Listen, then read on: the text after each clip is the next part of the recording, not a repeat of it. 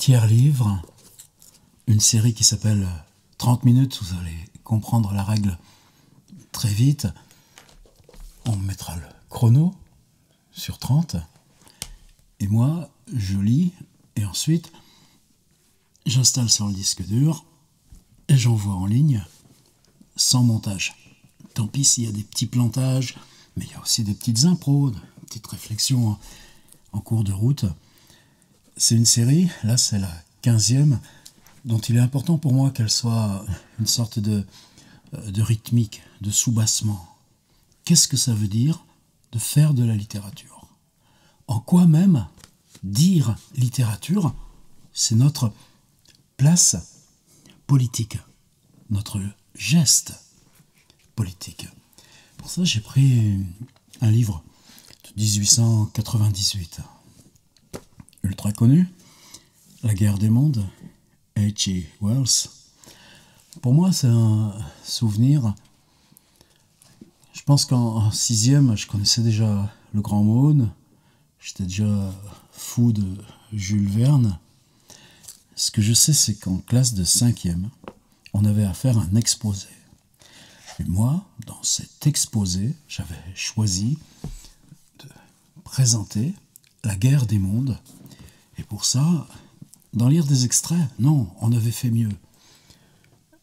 Moi, c'était le petit garage Citroën sur la place. Juste à côté, il y avait une charcuterie. Le fils du charcutier était un copain, Mimi Thibaudot. Et il avait un magnétophone. Et bien, on enregistrait des heures et des heures chez lui. Avec lui, ses tourne-disques, moi qui lisais. Et c'est la première fois, est-ce que c'était un podcast? C'est pas la question. C'était que là où tu t'appropriais un livre pour le mettre en partage, eh ben, tu entrais dans l'intérieur par la voix. Et pour moi, ça reste associé, ce moment particulier, cet exposé en classe de 5e avec Mimi Thibaudot, un magnétophone sur lequel il avait utilisé, c'était 65, ses premiers disques, 33 tours de musique psychédélique. Je me rappelle plus les titres. Premier souvenir, un des plus forts, que tout d'un coup, si tu lis, tu n'es plus dans la position du lecteur. Tu es dans la position de l'écriture elle-même. Allez, 30 minutes, je démarre.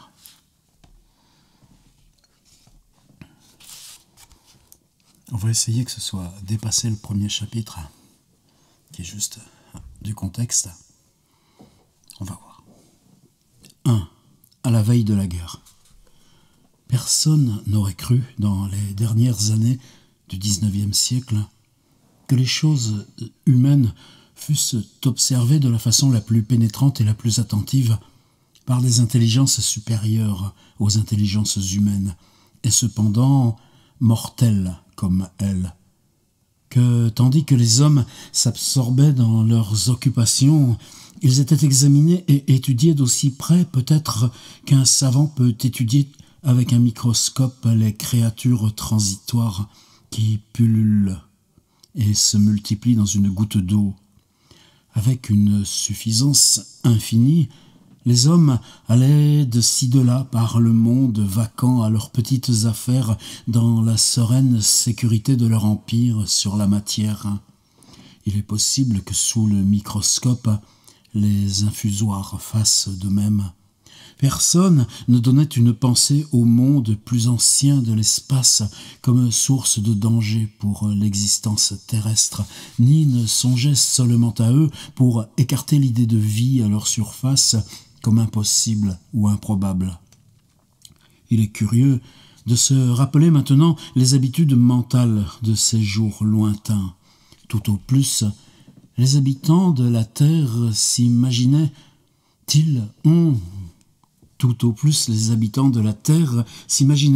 qu'il pouvait y avoir sur la planète Mars des êtres probablement inférieurs à eux et disposés à faire bon accueil à une expédition missionnaire? Cependant, Par-delà le gouffre de l'espace, des esprits qui sont à nos esprits ce que les nôtres sont à ceux des bêtes qui périssent, des intellects vastes, calmes et impitoyables, considéraient cette terre avec des yeux envieux, dressaient lentement et sûrement leurs plans pour la conquête de notre monde.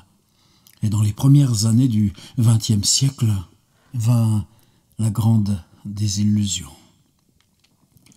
La planète Mars, a-t-il besoin de le rappeler au lecteur, tourne autour du Soleil à une distance moyenne de 225 millions de kilomètres, et la lumière et la chaleur qu'elle reçoit du Soleil sont tout juste la moitié de ce que reçoit notre sphère. Si l'hypothèse des nébuleuses a quelque vérité, la planète Mars doit être plus vieille que la nôtre, et longtemps avant que cette Terre se soit solidifiée, la vie à sa surface dut commencer son cours. Le fait que son volume est à peine le 7e de celui de la Terre doit avoir accéléré son refroidissement jusqu'à la température où la vie peut naître. Elle a de l'air, de l'eau et tout ce qui est nécessaire aux existences animées. Pourtant, l'homme est si vain et si aveuglé par sa vanité que jusqu'à la fin même du XIXe siècle, aucun écrivain n'exprima l'idée que là-bas, la vie intelligente, s'il en était une, avait pu se développer bien au-delà des proportions humaines. Peu de gens même savaient que, puisque Mars est plus vieille que notre Terre, avec à peine un quart de sa superficie et une plus grande distance du Soleil, il s'ensuit naturellement que cette planète est non seulement plus éloignée du commencement de la vie, mais aussi plus près de sa fin. Le refroidissement séculaire qui doit quelque jour atteindre notre planète est déjà fort avancé chez notre voisine. Ces conditions physiques sont encore largement un mystère, mais dès maintenant nous savons que même dans sa région équatoriale, la température de midi atteint à peine celle de nos plus froids hivers. Son atmosphère est plus atténuée que la nôtre. Ses océans se sont resserrés jusqu'à ne plus couvrir qu'un tiers de sa surface, et suivant le cours de ces lentes saisons, de vastes amas de glace et de neige s'amoncellent et fondent à chacun de ses pôles, inondant périodiquement ces zones tempérées. Ce suprême état d'épuisement, qui est encore pour nous incroyablement lointain, est devenu pour les habitants de Mars un problème vital.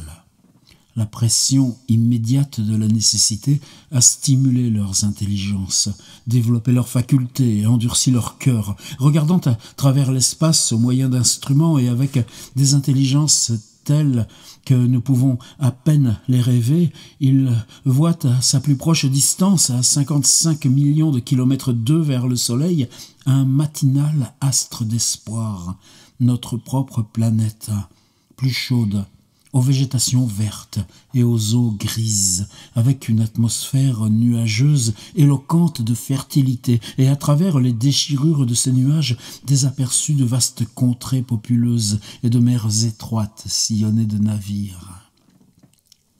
Nous, les hommes, créatures qui habitons cette terre, nous devons être pour eux du moins aussi étrangers et misérables que le sont pour nous les singes et les lémuriens. Déjà, la partie intellectuelle de l'humanité admet que la vie est une incessante lutte pour l'existence, et il semble que ce soit aussi la croyance des esprits dans Mars. Leur monde est très avancé vers son refroidissement, et ce monde-ci est encore encombré de vie, mais encombré seulement de ce qu'ils considèrent, eux, comme des animaux inférieurs. En vérité, leur seul moyen d'échapper à la destruction qui, génération après génération, se glisse lentement vers eux, est de s'emparer, pour y pouvoir vivre, d'un astre plus rapproché du Soleil. C'est curieux parce qu'on n'est pas dans le récit, c'est seulement un prologue. Et pourtant, est-ce qu'on est débarrassé, nous, de ces fantasmes? Avant de les juger trop sévèrement, il faut nous remettre en mémoire quelles entières et barbares destructions furent accomplies par notre propre race, non seulement sur des espèces animales, comme le bison et le dodo, mais sur les races humaines inférieures. H.G. Wells. La traduction...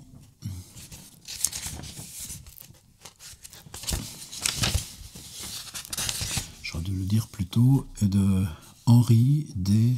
Davray. Donc, traduction compte tenu de l'immédiat succès du livre, qui date aussi sans doute très près de 1898. Les Tasmaniens, en dépit de leur conformation humaine, furent en l'espace de 50 ans entièrement balayés du monde dans une guerre d'extermination engagée par les immigrants européens. Sommes-nous de tels apôtres de miséricorde que nous puissions nous plaindre de ce que les Martiens aient fait la guerre dans ce même esprit? Les Martiens semblent avoir calculé leur descente avec une sûre et étonnante subtilité, leur science mathématique étant évidemment bien supérieure à la nôtre, et avoir mené leurs préparatifs à bonne fin avec une presque parfaite humanité. Unanimité, pas humanité.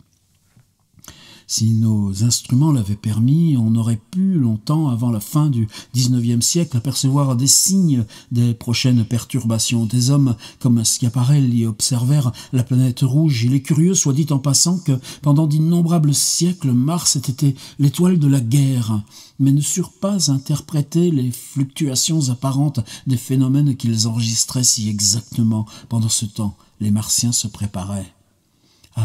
L'opposition de 1894, une grande lueur fut aperçue sur la partie éclairée du disque, d'abord par l'observatoire de Lick, puis par Perrotin de Nice et d'autres observateurs. Je ne suis pas loin de penser que ce phénomène inaccoutumé ait eu pour cause la fonte de l'immense canon, trou énorme creusé dans leur planète, au moyen duquel ils nous envoyèrent leurs projectiles. Des signes particuliers qu'on ne put expliquer furent observés lors des Des signes particuliers qu'on ne sut expliquer furent observés lors des deux oppositions suivantes près de l'endroit où la lueur s'était produite. Il y a 6 ans maintenant que le cataclysme s'est abattu sur nous. Comme la planète Mars approchait de l'opposition, Lavelle de Java fit palpiter tout à coup les fils transmetteurs des communications astronomiques avec l'extraordinaire nouvelle d'une immense explosion de gaz incandescent dans la planète observée. Tout à l'heure, je regardais sur YouTube le départ de l'Ariane 5 qui va déployer ce grand télescope là, de 6 mètres de diamètre, là où Hubble en faisait 2 mètres à peu près. C'était une immense explosion de gaz incandescent. Le fait s'était produit vers minuit et le spectroscope auquel il eut immédiatement recours indiqua une masse de gaz enflammé, principalement de l'hydrogène, Ariane 5 aussi, s'avançant avec une vélocité énorme vers la Terre. Ce jet de feu devint invisible un quart d'heure après minuit environ. Il le compara à une colossale bouffée de flammes soudainement et violemment jaillie de la planète, comme les gaz enflammés se précipitent hors de la gueule d'un canon. La phrase se trouvait être singulièrement appropriée. Cependant, rien de relatif à ce fait ne parut dans les journaux du lendemain, sauf une brève note dans le Daily Telegraph, et le monde demeura dans l'ignorance d'un des plus graves dangers qui ait jamais menacé la race humaine. J'aurais très bien pu ne rien savoir de cette éruption si je n'avais à Ottershaw rencontré Ogilvy, l'astronome bien connu. Cette nouvelle l'avait jeté dans une extrême agitation, et dans l'excès de son émotion, il m'invita à venir cette nuit-là observer avec lui la planète rouge. Malgré tous les événements qui se sont produits depuis lors, je me rappelle encore très distinctement cette veille, l'observatoire obscur et silencieux, la lanterne jetant une faible lueur sur le plancher dans un coin, le déclenchement régulier du mécanisme du télescope, la fente mince du dôme et sa profondeur oblongue que rayait la poussière des étoiles, Ogilvy s'agitait en tous les sens, invisible mais perceptible au bruit qu'il faisait. En regardant dans le télescope, on voyait un cercle de bleu profond et la petite planète ronde voguant dans le champ visuel. Elle semblait tellement petite, si brillante, tranquille et menue, faiblement marquée de bandes transversales et sa circonférence légèrement aplatie. Mais qu'elle paraissait petite, une tête d'épingle brillant d'un éclat si vif. On aurait dit qu'elle tremblotait un peu, mais c'était en réalité les vibrations qu'imprimait au télescope le mouvement d'horlogerie qui gardait la planète en vue. Pendant que je l'observais, le petit astre semblait devenir tout à tour plus grand et plus petit, avancer et reculer, mais c'était simplement que mes yeux se fatiguaient. Il était à 60 millions de kilomètres dans l'espace. Peu de gens peuvent concevoir l'immensité du vide dans lequel nage la poussière de l'univers matériel. Près de l'astre, dans le champ visuel du télescope, il y avait 3 petits points de lumière. 3 étoiles télescopiques infiniment lointaines, et tout autour étaient les insondables ténèbres du vide. Tout le monde connaît l'effet que produit cette obscurité par une glaciale nuit d'étoiles. Dans un télescope, elle semble encore plus profonde et invisible pour moi parce qu'elle était si petite et si éloignée, avançant plus rapidement et constamment à travers l'inimaginable distance, plus proche de minute en minute, de tant de milliers de kilomètres, venait la chose qu'il nous envoyait et qui devait apporter tant de luttes, de calamités et de morts sur la terre. Je n'y songeais certes pas pendant que j'observais ainsi. Personne au monde ne songeait à ce projectile fatal. Cette même nuit, il y eut encore un autre jaillissement de gaz à la surface de la lointaine planète. Je le vis au moment même où le chronomètre marquait minuit, un éclair rougeâtre sur les bords, une très légère projection des contours. J'en fis alors part à Ogilvy, qui prit ma place. La nuit était très chaude et j'avais soif. J'allais, avançant gauchement les jambes et tâtant mon chemin dans les ténèbres, vers la petite table sur laquelle se trouvait un siphon, tandis que Ogilvy poussait des exclamations en observant la traînée de gaz enflammé qui venait vers nous. 24 heures après le premier, à 1 ou 2 secondes près, un autre projectile invisible, lancé de la planète Mars, se mettait cette nuit-là en route vers nous. Je me rappelle m'être assis sur la table, avec des taches vertes et cramoisies dansant devant les yeux. Je souhaitais un peu de lumière pour fumer avec plus de tranquillité, soupçonnant peu la signification de la lueur que j'avais vue pendant 1 minute et tout ce qu'elle amènerait bientôt pour moi. Ogilvy resta en observation jusqu'à 1 heure, puis il cessa. Nous prîmes la lanterne pour retourner chez lui. Au-dessous de nous, dans les ténèbres, étaient les maisons de Hattershaw et de Chertsey, dans lesquelles des centaines de gens dormaient en paix. Toute la nuit, il spécula longuement sur les conditions de la planète Mars et railla l'idée vulgaire d'après laquelle elle aurait des habitants qui nous feraient des signaux. Son explication était que les météorolites tombaient et que des météorolites tombaient en pluie abondante sur la planète ou qu'une immense... Alors, je reprends. Son explication était que des météorolites tombaient en pluie abondante sur la planète ou qu'une immense explosion volcanique se produisait. Il m'indiquait combien il était peu vraisemblable que l'évolution organique ait pris la même direction dans 2 planètes adjacentes. Les chances contre quelque chose d'approchant de l'humanité sur la planète Mars sont 1 million pour 1, dit-il. Des centaines d'observateurs virent la flamme cette nuit-là, et la nuit d'après, vers minuit, et de nouveau encore la nuit d'après, et ainsi de suite, pendant 10 nuits, une flamme chaque nuit. Pourquoi les explosions cessèrent après la 10e? Personne sur Terre n'a jamais tenté de l'expliquer. Peut-être les gaz dégagés causèrent-ils de graves incommodités aux Martiens. d'épais nuages de fumée ou de poussière, visibles de la Terre à travers de puissants télescopes, comme de petites taches grises flottantes, se répandirent dans la limpidité de l'atmosphère de la planète et en obscurcirent les traits les plus familiers. Enfin, les journaux quotidiens s'éveillèrent à ces perturbations et des chroniques de vulgarisation parurent ici et là et partout concernant les volcans de la planète Mars. Le périodique sério-comique Punch fit, je me le rappelle, un heureux usage de la chose dans une caricature politique. Entièrement insoupçonnés, ces projectiles que les Martiens nous envoyaient arrivaient vers la Terre à une vitesse de nombreux kilomètres à la seconde à travers le gouffre vide de l'espace, heure par heure et jour par jour, de plus en plus proches. Il me semble maintenant presque incroyablement surprenant qu'avec ce prompt destin suspendu sur eux, les hommes aient pu s'absorber dans leurs mesquins intérêts comme ils le firent. Je me souviens avec quelle ardeur le triomphant Markham s'occupa d'obtenir une nouvelle photographie de la planète pour le journal illustré qu'il dirigeait à cette époque. La plupart des gens, en ces derniers temps, s'imaginent difficilement l'abondance et l'esprit entreprenant de nos journaux du XIXe siècle.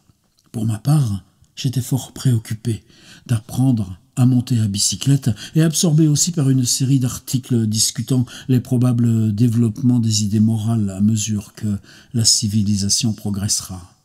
Et toutes les harmoniques se rejoignent dans le contexte. Un soir, le premier projectile se trouvait alors à peine à 15 millions de kilomètres de nous. Je sortis faire un tour avec ma femme. La nuit était claire. J'expliquais à ma compagne les signes du zodiaque et lui indiquais Mars, point brillant montant vers le zénith et vers lequel tant de télescopes étaient tournés. Il faisait chaud et une bande d'excursionnistes revenant de Chertsey et de Isleworth passa en chantant et en jouant des instruments. Les fenêtres hautes des maisons s'éclairaient quand les gens allaient se coucher. De la station venait dans la distance le bruit des trains changeant de ligne, grondement retentissant que la distance adoucissait presque en une mélodie. Ah, c'est ça la littérature. Ma femme me fit remarquer l'éclat des feux rouges, verts et jaunes des signaux se détachant dans le cadre immense du ciel. Le monde était dans une sécurité et une tranquillité parfaite. Chapitre 2. C'est parti. Je suis presque à la moitié du temps seulement. 2. Le météore. Puis vint la nuit où tomba le premier météore. On le vit dans le petit matin passer au-dessus de Winchester. Ligne de flammes allant vers l'est, très haut dans l'atmosphère. Des centaines de gens qui l'aperçurent durent le prendre pour une étoile filante ordinaire. Alors... non, c'est pas alors, c'est Albin. Des centaines de gens qui l'aperçurent durent le prendre pour une étoile filante ordinaire. Albin le décrivit comme laissant derrière lui une traînée grisâtre qui brillait pendant quelques secondes. Denning, notre plus grande autorité sur les météorites, établit que la hauteur de sa première apparition était de 140 à 160 km. Il lui sembla tomber sur la Terre à environ 150 km vers l'est. À cette heure-là, j'étais chez moi, écrivant.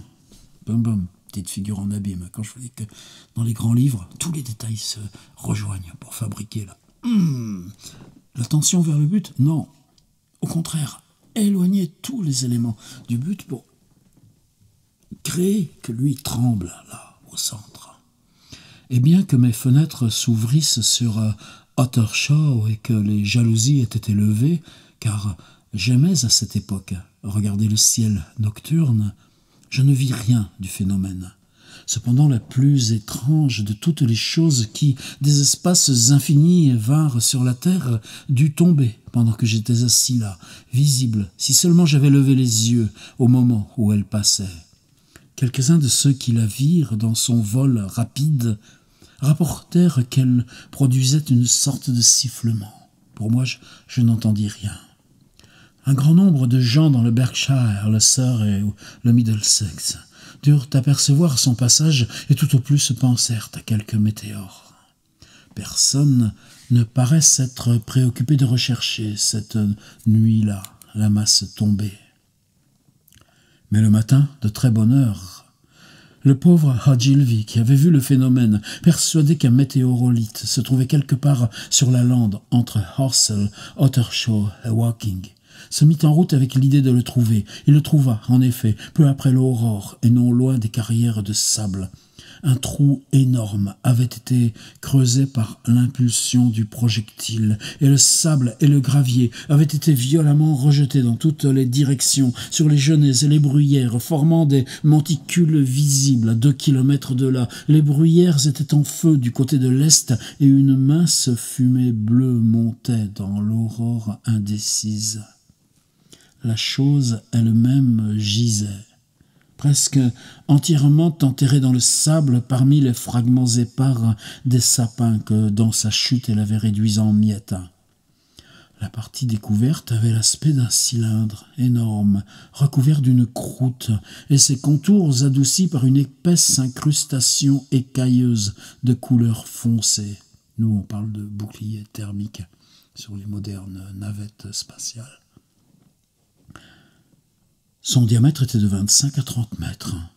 Ogilvy s'approcha de cette masse, surpris de ses dimensions et encore plus de sa forme, car la plupart des météorites sont plus ou moins complètement arrondies. Cependant, elle était encore assez échauffée par sa chute à travers l'air pour interdire une inspection trop minutieuse. Il attribua au refroidissement inégal de sa surface des bruits assez forts qui semblaient venir de l'intérieur du cylindre, car à ce moment, il ne lui était pas encore venu à l'idée que cette masse pût être creuse. Il restait debout autour du trou que le projectile s'était creusé, considérant son étrange aspect déconcerté, surtout par un homme.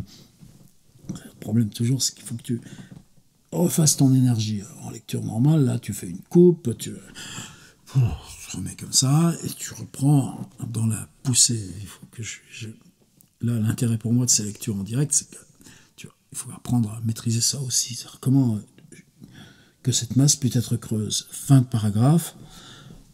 Il restait debout autour du trou que le projectile s'était creusé, considérant son étrange aspect, déconcerté surtout par sa forme et sa couleur accoutumée, percevant vaguement, même alors, quelque évidence d'intention dans cette venue. La matinée était extrêmement tranquille, et le soleil, qui surgissait autour des bois de pin du côté de Weybridge, était déjà très chaud, et il ne se souvint pas d'avoir entendu les oiseaux ce matin-là. Il n'y avait certainement aucune brise, et les seuls bruits étaient les faibles craquements de la masse cylindrique. Il était seul sur la lande. Tout à coup, il eut un tressaillement en remarquant que des scories grises, des incrustations cendrées qui recouvraient le météorite, se détachaient du bord circulaire supérieur et tombaient par parcelles sur le sable. Un grand morceau se détacha soudain avec un bruit dur qui lui fit monter le cœur à la gorge. Pendant un moment, il ne put comprendre ce que cela signifiait, et bien que la chaleur fût excessive, il descendit dans le trou, tout près de la masse, pour voir la chose plus attentivement. Il crut encore que le refroidissement pouvait servir d'explication, mais ce qui dérangea cette idée fut le fait que les parcelles se détachaient seulement de l'extrémité du cylindre. Alors il s'aperçut que très lentement, le sommet circulaire tournait sur sa masse. C'était un mouvement imperceptible, et il ne le découvrit que parce qu'il remarqua qu'une tache noire, qui 5 minutes auparavant était tout près de lui, se trouvait maintenant de l'autre côté de la circonférence. Même à ce moment, il se rendit à peine compte de ce que cela indiquait, jusqu'à ce qu'il eût entendu un grincement sourd et vu la marque noire avancer brusquement d'un pouce ou deux. Alors, comme un éclair, la vérité se fit jour dans son esprit. Le cylindre était artificiel, creux, avec un sommet qui se dévissait. Quelque chose dans le cylindre dévissait le sommet. « Ciel !» s'écria Ogilvy. « Il y a un homme, des hommes là-dedans, à demi rôtis, qui cherchent à s'échapper ?» D'un seul coup, après un soudain bond de son esprit, il relia la chose à l'explosion qu'il avait observée à la surface de Mars. La pensée que ces créatures enfermées lui fut si épouvantable, la pensée de ces créatures enfermées lui fut si épouvantable qu'il oublia la chaleur, s'avança vers le cylindre pour aider au dévissage, mais heureusement, la terne radiation l'arrêta avant qu'il se fût brûlé les mains sur le métal encore incandescent. Il demeura irrésolu pendant un instant, puis il se tourna, escalada le talus et se mit à courir follement vers Woking. Il devait être à peu près 6 heures du matin. Il rencontra un charretier, essaya de lui faire comprendre ce qui était arrivé, mais le récit qu'il fit et son aspect étaient si bizarres, il avait laissé tomber son chapeau dans le trou, que l'homme tout bonnement continua sa route. Il ne fut pas plus heureux avec le garçon qui ouvrait l'auberge du pont de Horsell. Celui-ci pensa que c'était quelque fou échappé et tenta sans succès de l'enfermer dans la salle des buveurs. Cela le calma quelque peu, et quand il vit Henderson, le journaliste de Londres, dans son jardin, il l'appela par-dessus la clôture et put enfin se faire comprendre. « Henderson !» cria-t-il, « avez-vous vu le météore cette nuit ?»« Eh bien, demanda Henderson, « il est là-bas, sur la lande, maintenant. »« Diable !» fit Henderson, « un météore qui est tombé, bonne affaire. Mais c'est plus qu'un météorite, c'est un cylindre artificiel, mon cher, et il y a quelque chose à l'intérieur. »« Comment ?» Henderson se redressa, la bêche à la main. Il était sourd d'une oreille. Ogilvy lui raconta tout ce qu'il avait vu. Henderson resta une minute ou deux avant de bien comprendre, puis il planta sa bêche, saisit vivement sa jaquette et sortit sur la route. Les deux hommes retournèrent immédiatement ensemble sur la lande et trouvèrent le cylindre toujours dans la même position.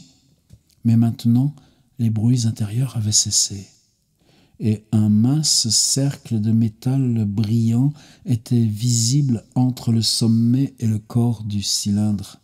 L'air, soit en pénétrant, soit en s'échappant par le rebord, faisait un imperceptible sifflement. Ils écoutèrent, frappèrent avec un bâton contre la paroi écaillée, et ne recevant aucune réponse, ils en conclurent tous deux que l'homme ou les hommes de l'intérieur devaient être sans connaissance ou morts. Naturellement, il leur était absolument impossible de faire quoi que ce soit. Ils crièrent des consolations, des promesses, et retournèrent à la ville quérir de l'aide. On peut se les imaginer, couverts de sable, surexcités et désordonnés, montant en courant la petite rue sous le soleil brillant. Ça fait 30 minutes. Je suis à des lignes de la fin de mon chapitre 2, mais au moins on aura amorcé quelque chose. Oui, 30 minutes. On peut se les imaginer couverts de sable, surexcités et désordonnés, montant en courant la petite rue sous le soleil brillant. À l'heure où les marchands ouvraient leurs boutiques et les habitants les fenêtres de leurs chambres, Henderson se dirigea immédiatement vers la station. Pourquoi il n'a pas dit la gare? Afin de télégraphier la nouvelle à Londres. Les articles des journaux avaient préparé les esprits à admettre cette idée. Vers 8 heures, un certain nombre de gamins et d'oisifs s'étaient mis en route déjà vers la lande pour voir les hommes morts tombés de Mars. Les hommes morts tombés de Mars. C'était la forme que l'histoire avait prise. J'en entendis parler d'abord par le gamin qui m'apportait mes journaux vers 9h moins un quart. Je fus naturellement fort étonné et sans perdre une minute, je me dirigeai par le pont d'Ottershaw vers les carrières de sable. Et ensuite, c'est le chapitre 3, et oui, on a lu que ça. Avant quoi? Avant que tout à la fin, qu'est-ce qui va débarrasser la Terre des Martiens? petit virus. L'immunité développée par les hommes. H.G. Wells nous raconte en détail comment ça s'est fait au cours des millénaires et que les Martiens, eux, ne disposent pas de cette immunité. H.G. Wells, La guerre des mondes, 30 minutes. Et pour moi, quel souvenir! J'en ai eu plein d'autres, sauf l'île de Docteur Moreau, que j'ai découvert bien plus tard. Sinon, l'homme invisible. Wells avait rejoint mon territoire, avec Jules Verne, le Grand Mône, Edgar Poe. C'est comme ça que ça se forge, une bibliothèque. Au-dedans.